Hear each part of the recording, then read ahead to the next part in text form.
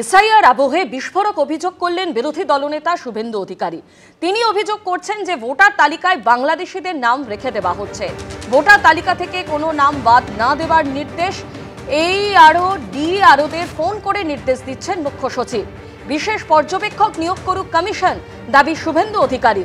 এখনো 1,20,00,000 ভোটারের form digitise হয়নি। ডিজিটাইজ হওয়া ফর্মের মধ্যে 28 লক্ষ নাম বাদ, দাবি বিরোধী দলনেতার। মনোজ পন্তকে লাগিয়েছেন ফোন করে করে ইআরও ডিওদেরকে বলছেন সব নাম তুলে দিন, কোনো নাম বাদ দেওয়ার দরকার নেই, কোনো নাম বাদ দেওয়ার দরকার নেই। মনোজ পন্ত ডাইরেক্ট ফোন করে বলছেন ইলেকশন কমিশন অবিলম্বে স্পেশাল অবজারভার নিয়োগ করুন। ইলেকশন কমিশন ডাইরেক্টলি ডিও ইআরওদেরকে ভার্চুয়াল অ্যাকচুয়াল যেভাবে হোক নির্দেশনামা নামান। সোফার মাই নলেজ 1,20,00,000 ভোটার এখনো পর্যন্ত আপনার ডিজিটাইজ হয়নি, আর যা ডিজিটাইজ হয়েছে তার মধ্যে 27-28 লক্ষ নাম বাদ গেছে। কিন্তু এই সংখ্যা অত্যন্ত অল্প।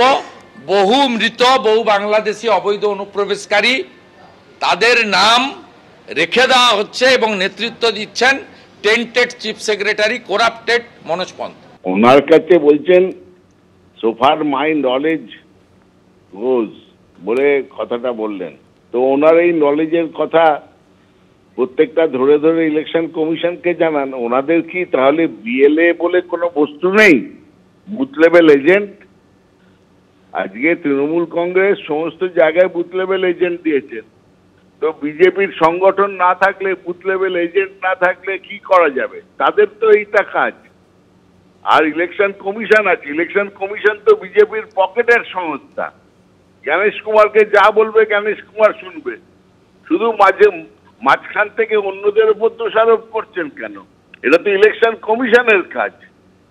আর ইলেকশন কমিশনের সঙ্গে শুভেন্দু বাবুদের ভালো সম্পর্ক, আর নিজেদের যদি বুথ লেভেল এজেন্ট থাকে তাদের মাধ্যমে ডেটা নিয়ে সবকিছু সেখানে দিয়ে দেবেন। আর কি এলোমেলো কথা বললেন যে ডিজিটাইজ হয়নি কত 1.5 কোটি, নাই হতে পারে, কারণ 4 তারিখ পর্যন্ত সময় আছে, সেইটুকুনি জ্ঞান তো আছে নিশ্চয়ই।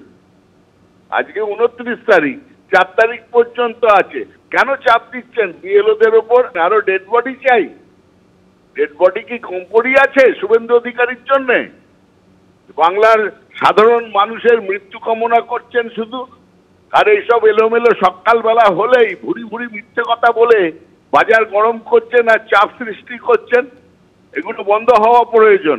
দরকার হলে শুভেন্দু বাবুর বিরুদ্ধেই প্রয়োজন এফআইআর করে অ্যারেস্ট করা, কারণ নির্বাচন কমিশন কাজ করছে, সেই কাজে প্রত্যেক দিন নানা রকম মিথ্যে অভিযোগ তুলে শুধু নির্বাচন কমিশনের কর্মী যারা বিএলও তাদের উপর চাপ সৃষ্টি করছেন। রাজ্যে এসআইআর এর কাজ চলছে জোর কদমে, আর এই আবহে আজকে সিইও দপ্তরে একের পর এক বৈঠক রয়েছে।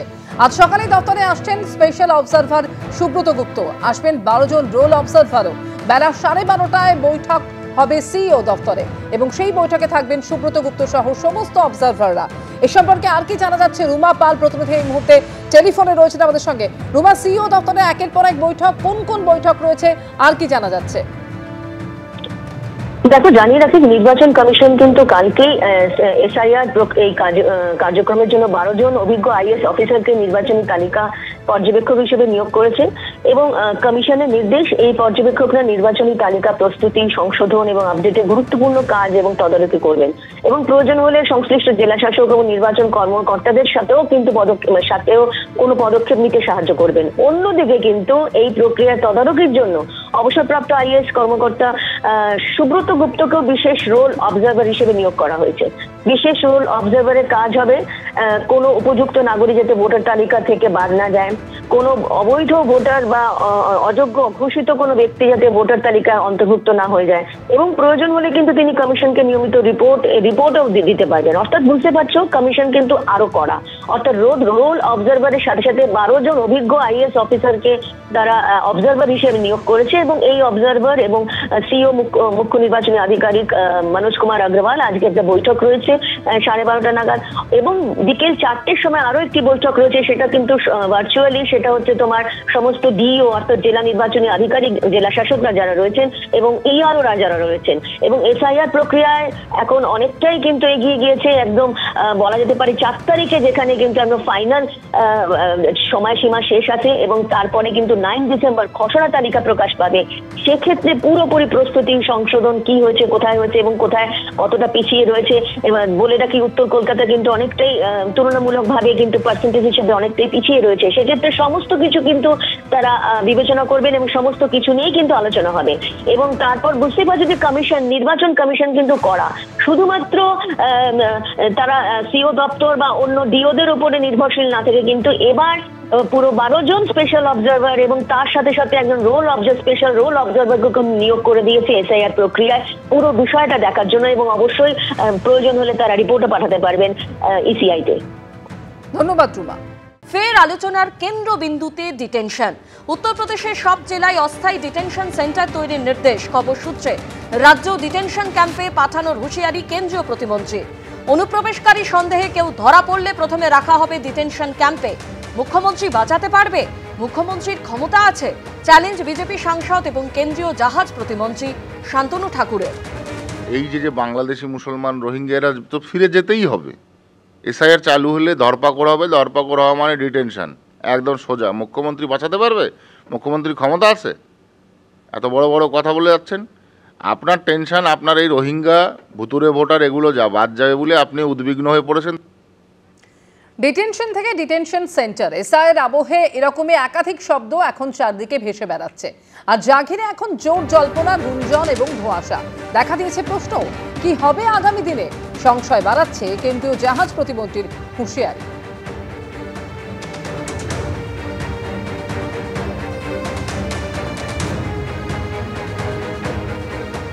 আগামী বছর রাজ্যে বিধানসভার ভোট, আর এই মুহূর্তে আলোচনার কেন্দ্রবিন্দুতে রয়েছে এসআইআর, যার মূল উদ্দেশ্য ভোটারের বেশে লুকিয়ে থাকা অনুপ্রবেশকারীদের চিহ্নিত করা। বিভিন্ন রাজ্যে বাংলাদেশিদের ধরপাকড় চলছে, তাদের চিহ্নিত করা হচ্ছে। সংশ্লিষ্ট এলাকায় বসবাসকারী অনুপ্রবেশকারীদের চিহ্নিত করে আইনানুগ ব্যবস্থা নিতে হবে। প্রতিটি জেলায় অস্থায়ী ডিটেনশন সেন্টার তৈরির নির্দেশ।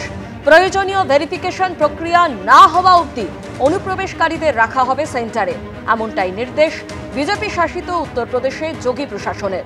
খবর সূত্রে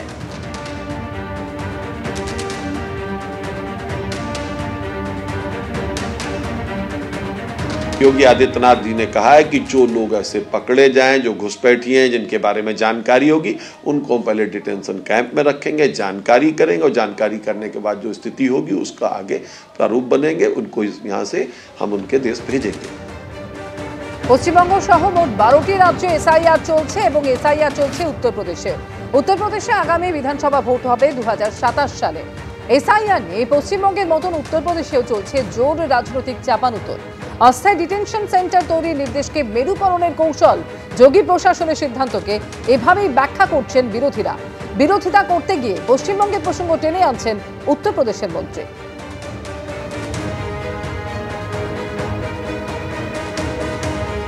योगी जी और बीजेपी की पॉलिटिक्स है, वो जनता के जेन्युइन ज़मीनी रोजी रोजगार, डेवलपमेंट, एजुकेशन, हेल्थ इंफ्रास्ट्रक्चर, इन इश्यूज़ पे जवाब नहीं देना चाहते। ये फेल्ड गवर्नमेंट है, इसलिए ये लोगों को हाइपोथेटिकल इश्यूज़ क्रिएट करके परेशान करना चाहते हैं। हिंदू मुस्लिम, जनता को हिंदू मुस्लिम, अगला पिछला, इसी सब लड़ाई में फंसा के रखना है ताकि वो आपसे सवाल न करे। हाँ, बिल्कुल ठीक है मुख्यमंत्री ने। देखिए, ये पश्चिम बंगाल में हमने देखा है कैसे लोग बिस्तर बांध करके वहाँ से पलायन कर रहे हैं। जो लोग लगातार घुसपैठी हैं, समाज में हिंसा पैदा करते हैं, समाज को तोड़ने के लिए षड्यंत्र करते हैं, यहाँ की डेमोग्राफी को खराब करने का काम करते हैं, ऐसे सब लोगों को आदरणीय मुख्यमंत्री योगी आदित्यनाथ जी ने चिन्हित करके ऐसे सब लोगों को प्रदेश से बाहर करने का निर्देश दिया है। एबीपी आनंद एगिए थाके एगिए राखी।